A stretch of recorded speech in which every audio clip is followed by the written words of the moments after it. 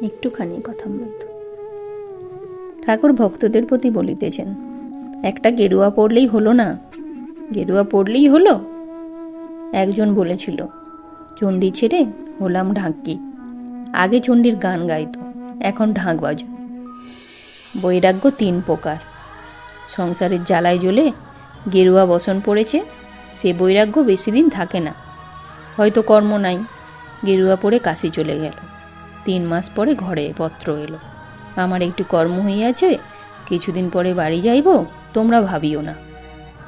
আবার সব আছে, কোনো অভাব নাই, কিছু কিছু ভালো লাগে না, ভগবানের জন্য একলা একলা কাঁদে, সে বৈরাগ্য যথার্থ বৈরাগ্য।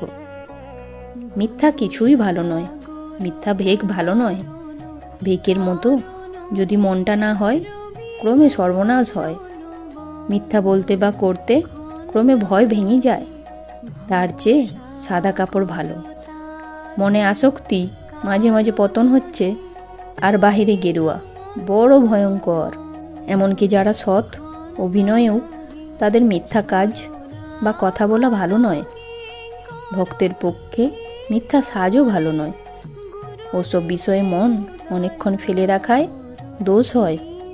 মন ধোপা ঘরের কাপড়, যে রঙে ছোপাবে সেই রং হয়ে যাবে।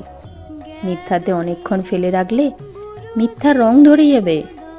নরেন, রাখাল টাখাল এইসব ছেলেরা, এরা নিত্যসিদ্ধ। অনেক সাধ্য সাধনা করে একটু ভক্তি হয়, কিন্তু এদের আজন্ম ঈশ্বরে ভালোবাসা, যেন পাতাল ফোড়া শিব, বসানো শিব নয়। নিত্যসিদ্ধ একটি থাক আলাদা। এরা কখনো সংসারে আসক্ত হয় না, যেমন প্রহ্লাদ। সাধারণ লোক সাধন করে, ঈশ্বরে ভক্তিও করে, আবার সংসারেও আসক্ত হয়, কামিনী কাঞ্চনে মুগ্ধ হয়। মাছি যেমন ফুলে বসে, সন্দেশে বসে, আবার বিষ্ঠাতেও বসে। নিত্যসিদ্ধ যেমন মৌমাছি, কেবল ফুলের উপর বসে মধু পান করে। নিত্যসিদ্ধ হরিরস পান করে, বিষয়ের দিকে যায় না। সাধ্য সাধনা করে যে ভক্তি, এদের সে ভক্তি নয়। এত জপ, এত ধ্যান করতে হবে, এইরূপ পূজা করতে হবে, এসব বিধি বিধায়ী ভক্তি। যেমন ধান হলে মাঠ পার হতে গেলে আল দিয়ে ঘুরে ঘুরে যেতে হয়, আবার যেমন সম্মুখের গায়ে যাবে, কিন্তু বাঁকা নদী দিয়ে ঘুরে ঘুরে যেতে হবে।